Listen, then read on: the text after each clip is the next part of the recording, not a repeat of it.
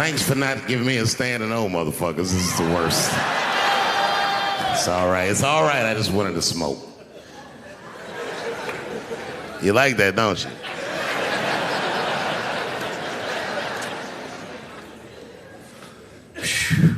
Okay. Before I did Killing Them Softly, when I was 22, HBO gave me the biggest opportunity of my life at that time. They gave me a half-hour special, but this shit was not like a special, you know what I mean? It was like, it was generic. It didn't even have a title. It was just Dave Chapelle. And I shot it in San Francisco at a place called Broadway Studios, which is on the second floor of a building. And beneath Broadway Studios is a nightclub. And the special was only supposed to be 30 minutes. And I got ready, I practiced, I did all the shit I was supposed to do. And the night that I taped, 20 minutes into my 30-minute set, I'll never forget this, music started blasting from the nightclub underneath. You could hear it real loud, and it fucked my whole show up, and I was devastated. I was a young man. I really believed in what I was doing, and I thought that my dream had been killed.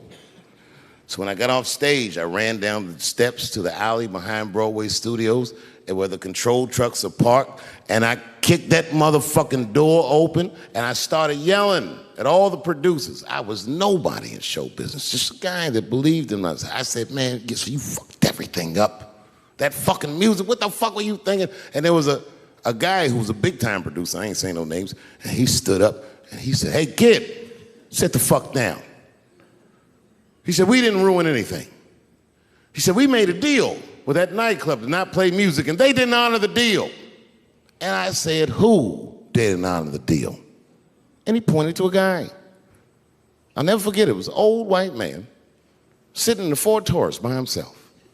And he said, that guy right there.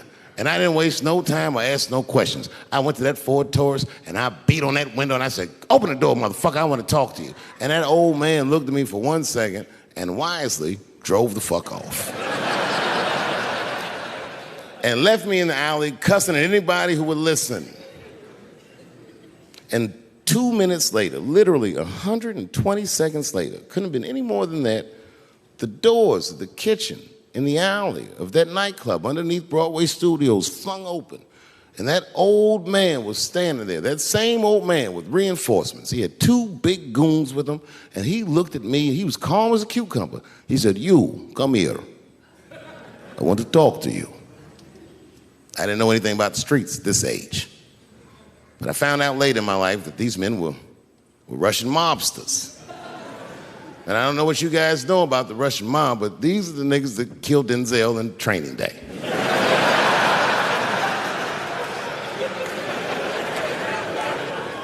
And all the producers knew what I was up against. They said, Dave, do not go in there. And I said, fuck y'all. And I walked right into that kitchen, and they closed the doors behind me, and it got dark as fuck in there. And I knew, I'm not dumb, I knew I was in a bad situation.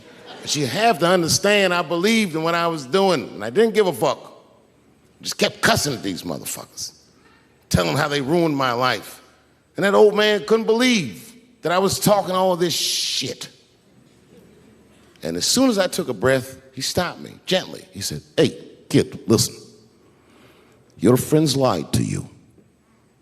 He said, we made a deal, but your friends never paid me. And when he said that, I realized I was locked in the kitchen.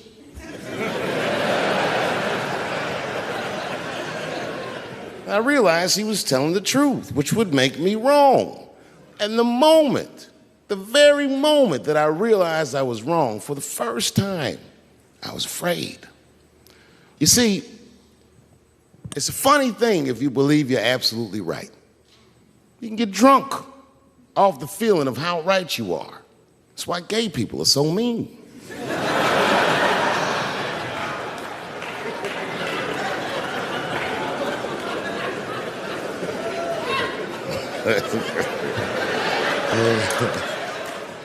But I didn't buckle. You guys would have been very proud of me. I was scared, but I didn't buckle. I said, well then, sir, I owe you an apology. But I believe that no matter what reason that music was playing, it ruined my life. And that old man looked at me with sympathy in his eyes. And he walked over to me and he gently placed his hand on my cheek, which I gotta tell you, is a very emasculating thing to do. I was standing there looking at this nigga's hand on my cheek like that.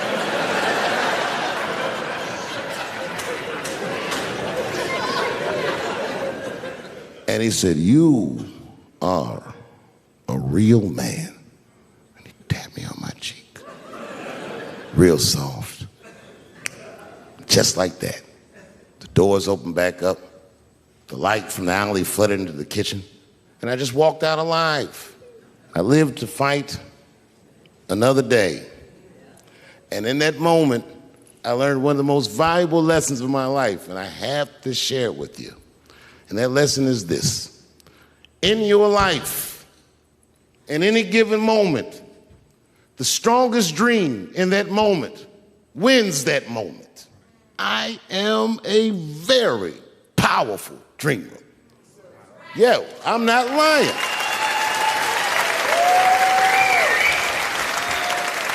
I dreamed tonight, this very night, as a 14-year-old boy, and I am living it as a 50-year-old man. My dreams are very strong. Today, I walked all around Washington. I used to be poor in this city, and all day people just said, hey, Dave, like they knew me personally, and I felt like I knew them. And I say to myself, my God, Dave, what a powerful dream. But then sometimes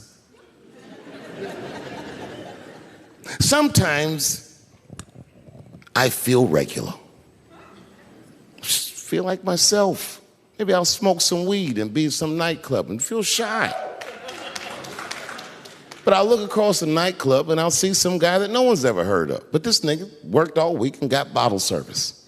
And there's bitches bringing Moet with sparklers to him. And I picture in my mind he's Persian. He's doing some kind of weird Persian dance. And he got 6 bitches at his table because he got so much liquor, and they all call him saying, "Go Cena, go Cena." And I'll be looking across the room like, oh my God, I'm in that guy's dream. I can hear him telling his friends, hey, how was the club last night? Man, that shit was fantastic. I had bottle service. I seen Dave Chapelle across the club looking at me like, ooh, who was that?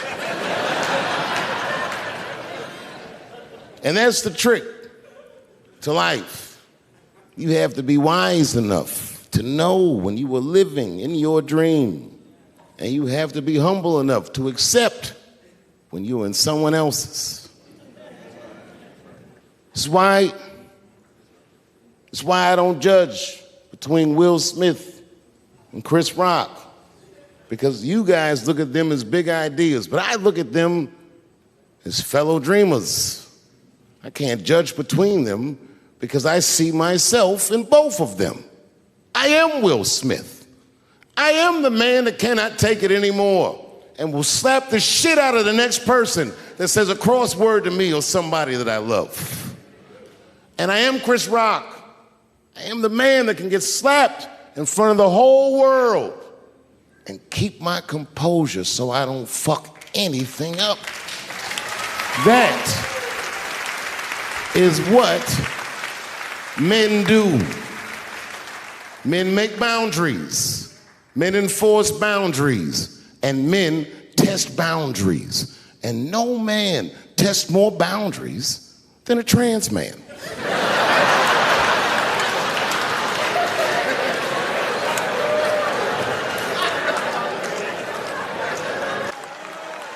It really is. We've had presidents before that have done bad jobs, but this shit is worse than a bad job. It's scary to watch. Holy shit, it's like seeing a crack pipe in your Uber driver's passenger seat.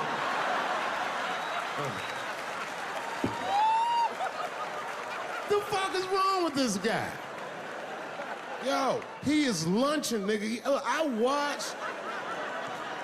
watched Donald Trump in a press conference, and this motherfucker had all the media gathered, and this nigga literally literally asked the media to their face to stop finding shit out. I was like, yo,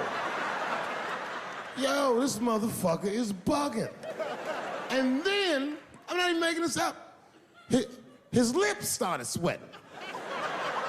His lips. Have you ever seen a motherfucker's lip sweat? What the fuck is wrong with this nigga's lips? It's like if you're on a plane, right? You ever been on a plane? I get scared to fly. I do it all the time. I be scared on there. And sometimes the plane will hit turbulence. And then I get nervous. But I always look at the flight attendant, and she looks calm, and it makes me feel calm. But if that bitch's lips were sweating, it's terrifying. Like, yo, nigga, why are your lips sweating? What do you know? And then, I'm not even making this shit up. This motherfucker grabbed the podium, he goes, you don't know how scary the things I read in my briefings are. And I was like, holy shit, man, you ain't supposed to tell us that, bro. That's bad leadership. Even as a parent, you think I'm gonna sit my kids down? Hey, little man, come here real quick. I just wanna holler at you for a second. Yo, I'm 3 months behind on the rent, nigga, and I am worried. Very worried. Go to school and have a productive day, nigga. I was just thinking out loud, getting some shit off my chest. I'm like, what the fuck are you doing, bro? This is bad, man. Jesus Christ. All this motherfucker's ideas sound like high people ideas. Like he doesn't think these things through before he tells us. He just tells us what he's thinking as soon as it occurs to him. This shit sounds nuts.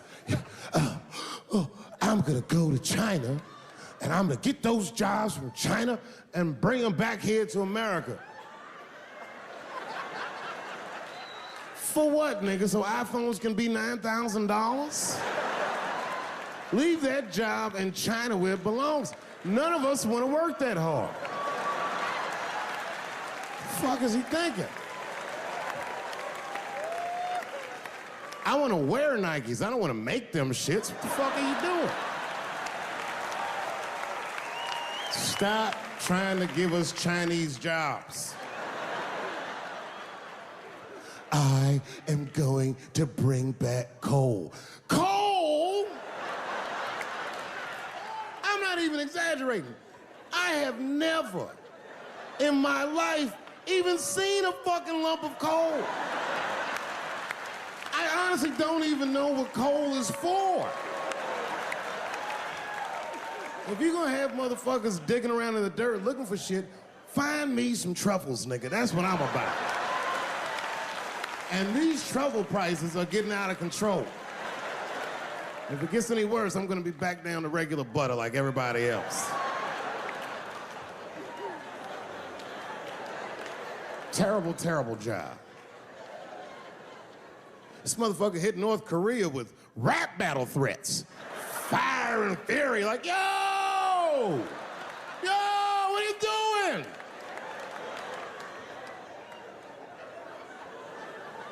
It's fucking Korea, man.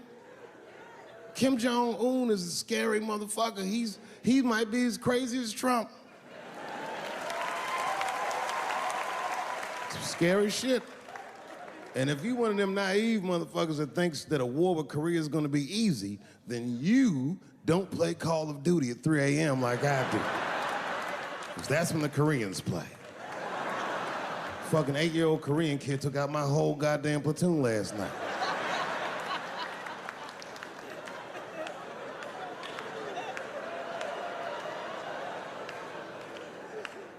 I've never seen somebody in the office so high with the most just basic fucking solutions. Like, you know, we should not let any more Muslims in the country till we can figure out what's going on. Did he just say, figure out what's going on?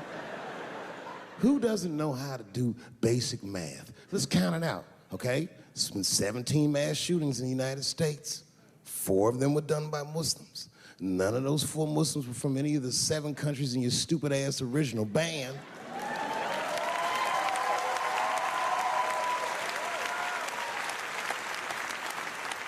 And since he brought it up, the other 13 shootings were done by the Tiki Torch whites. These are facts. And you don't see me trying to ban white people from the show to keep the rest of the audience safe. It's a fucking terrible idea because it's mean and it's racist, and most importantly, it would be catastrophic to my bottom line. If there were no white people here tonight, I might leave this bitch with $1,800. This man needs to realize that we all need each other. And that's why we will never, ever be able to beat China, because everybody in America is racist and everybody in China is Chinese. This motherfucker called it all wrong. And don't believe the media either, because as all this shit is happening, the media is trying to make us believe that the extremities amongst us are the norms. We can disagree, that's fine. And most of us are keeping a cool head about this shit. You know what I mean? Americans generally respect one another's beliefs, even if they don't share those beliefs. I know I do. I respect everybody's beliefs except Amish people. Because they are the only ones that I can say clearly their God is wrong. The speed limit is 75 miles an hour in Ohio, and one lane of traffic is blocked by a goddamn horse and buggy. Nigga, your God is ridiculous. All the Amish people around my way know me too. Not from television, obviously. They know me from the streets. Because when I see them horse and buggies, I'll pull the Porsche over and talk to them. Ezekiel, are you sure that God doesn't want you to have any of this technology or this energy? Huh? Huh? I can't hear you, nigga. Let me turn this air conditioner off. What did you say? And them niggas be like, get away from me, ye.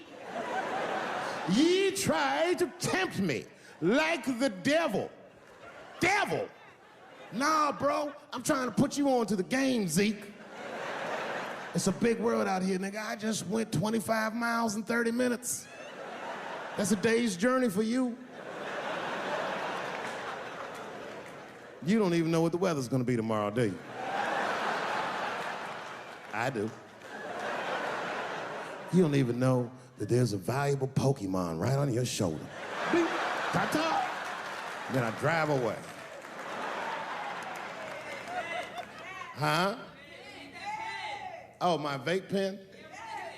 You want to hit my vape pen? Oh, sorry, nigga, I'm trying not to get herpes. My bad. I've been playing cat and mouse with herpes for 30 years now, but every night I go to the club, I'll be like, not tonight, herpes.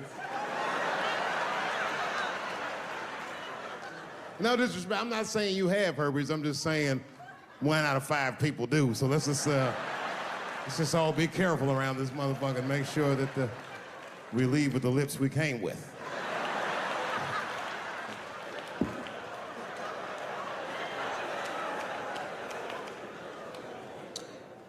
Sometimes I think that the media is hard on Trump, because I'll see shit that they get on him about that doesn't seem bad to me.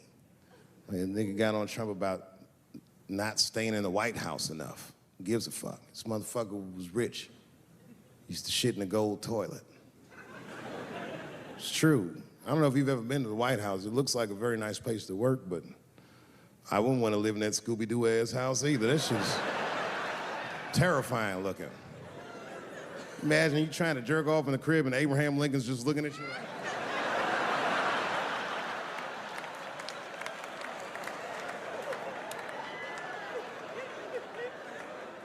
Shit, Bush didn't stay there either. Fast forward, now it's a couple days later. It's the Wednesday.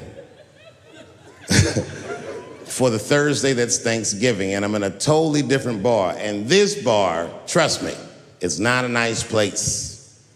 It's foul. It's one of those bars where the top shelf should be under the sink. This is where the poor whites drink, the tiki torch whites. You know what I mean? Them white people, they believe in Q and they love Trump. You know what I mean? Like Michigan white people.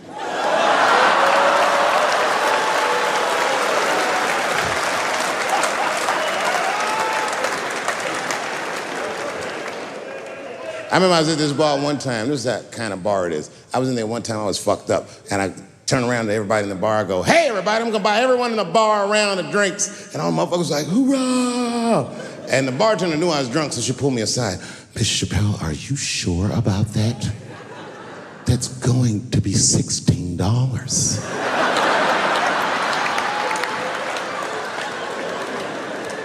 Tough time for the whites.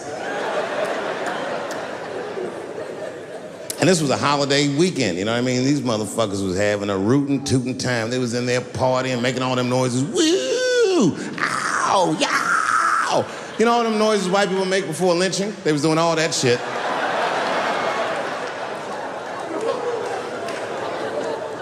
I was drunk. I looked over my shoulder. I thought I was tripping. I guess who was in the bar? I thought I was seeing things. I looked across the room and I saw the trans bitch from the picture. I couldn't believe it. I said, what is a trans person doing in a place like this? This is very dangerous behavior. And she was with two big, buff, gay black dudes. I didn't know these dudes, but I know they was gay.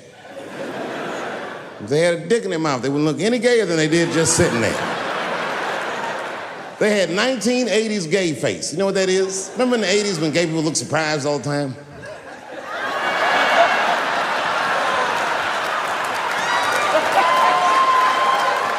Close your mouth, nigga. What's surprising? You know what I mean? But they was huge. They looked like Juicy Smouille's trainers. And I'm thinking, man, these motherfuckers in a line of trouble. So what I do is I stand up, and everybody in the bar likes me, so I make a big show of it to make sure that everyone can hear me. I walk right up to her, and I go, hey, I just met your mother the other night, and she told me all the great things you're doing in Hollywood, and I cannot believe that someone from a podunk place like this can achieve all that. I'm so proud of you. Welcome home. And the whole bar said, hoorah. And I said, whoosh. That ought to buy her some time. You know what I mean? A couple more drinks and these fellas are gonna start asking her for some pussy she might not have.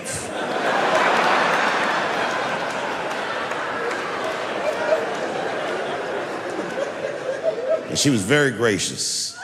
She said, thank you so much. And we shook hands. And as she was shaking my hand, her face turned mean, like her mom's. And she said, do you mind not punching down on my people? Oh, I don't like that. Normally I would have let it go, but I was drunk. I said, what might you mean, bitch? I was careful to call her a bitch because I didn't want to blow her cover. Turns out she wasn't hiding. She was loud, she was proud. She let me have it in front of everybody. Screaming at me, all the talking points from that article. You transphobic, this and that. Kept clapping her hands in my face. Let me tell you something. I said, where you learned this from? Black bitches kept doing, let me tell you something, honey. So annoying. She kept calling transgenders her people. Isn't that weird? My people this, my people that. I said, what do you mean your people? Was y'all kidnapped in Transylvania and brought here as slaves?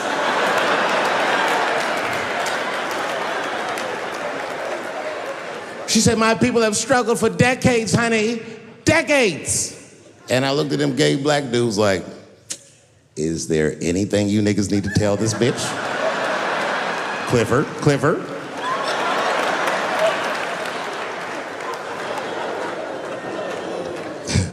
I'm exaggerating. She's actually a very nice person. And I'm cool with the now. Boy, that shit got on my nerves. It got on my nerves because whenever someone says that to me, I know they've never seen me for themselves. They've heard. Any of you who've never watched me know that I have never had a problem with transgender people. And listen to what I'm saying. Clearly, my problem has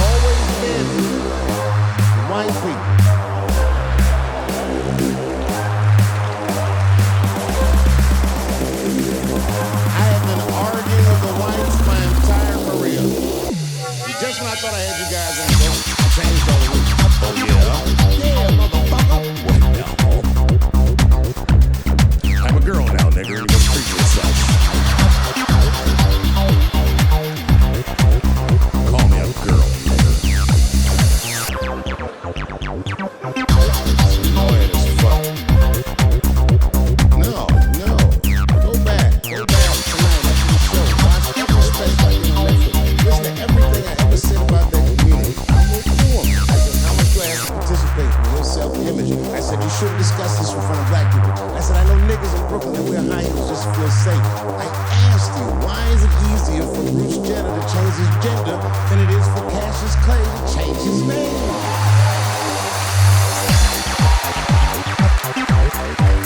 If you listen to what I'm saying, I'm not even talking about them, I'm talking about us, and they don't listen.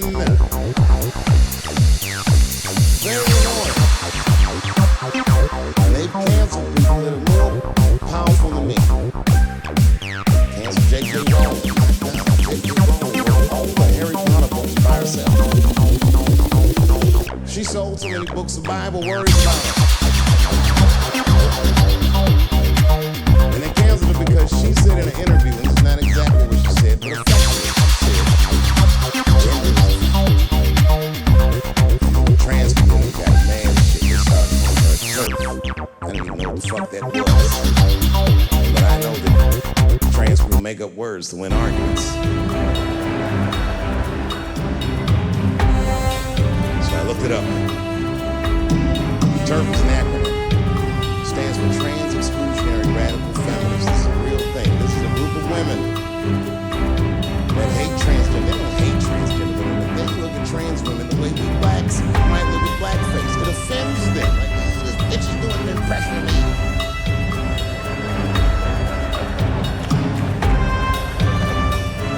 Now, I shouldn't speak on this, because I am not a woman, nor am I a trans. As we've established, I am a feminist. That's right.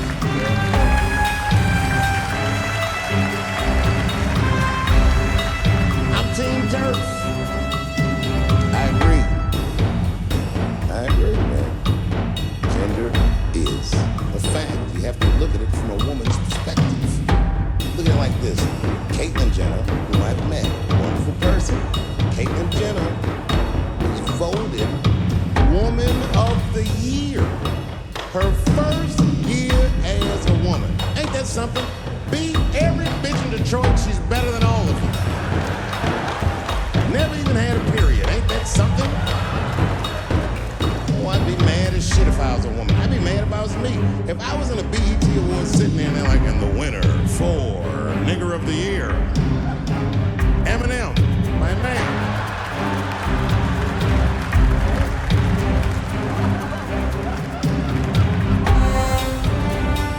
Gender is a fact. This is a fact. Every human being in this room, every human being on earth had to pass through the legs of a woman to be on earth.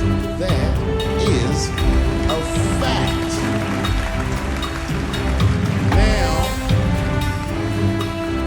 I am not saying that to say that trans women aren't women. I'm just saying that those pussies that they got. You know what I mean?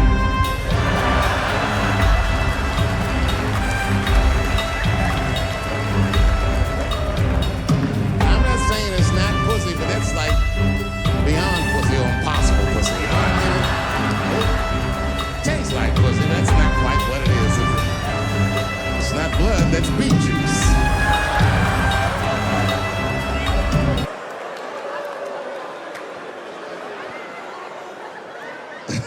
Oh, buddy, I'm in trouble now.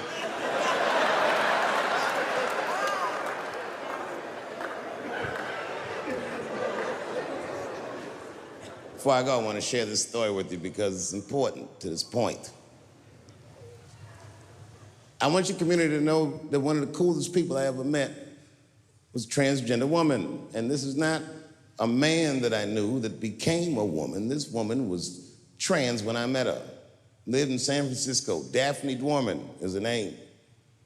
I would do 18 shows in the Bay Area, sometimes in Oakland and Dirty Hood nightclub, and she would be there, a white trans woman, laughing loud and hard at everything I said, especially the trans jokes. It's very puzzling because she was obviously trans. And one night after one of the shows, I met her. And what it was, turns out, it was her dream to be a comedian, and I was her hero. It's very moving. I could not dislike somebody that felt that way about me. We became fast friends. And when I made that special Sticks and Stones, right as it was coming out, I happened to be in San Francisco and I wanted to do a show, but I needed an opening act. And I remembered that trans woman I had met. So I called her on the phone. And I called her myself. I said, hey, Daphne, this is Dave Chapelle. She couldn't believe it. And I go, I'm in San Francisco. And then she started saying a bunch of wild stuff. I was like, relax now. I don't want any pussy. I was I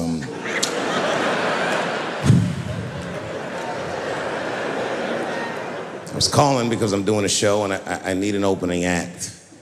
And I was wondering if you'd open the show. And she was like, fuck yeah. Now, I didn't know this at the time, but this woman had only done stand-up comedy 8 times in her life. This is little to no experience. And now she's about to open a show for what many call the GOAT.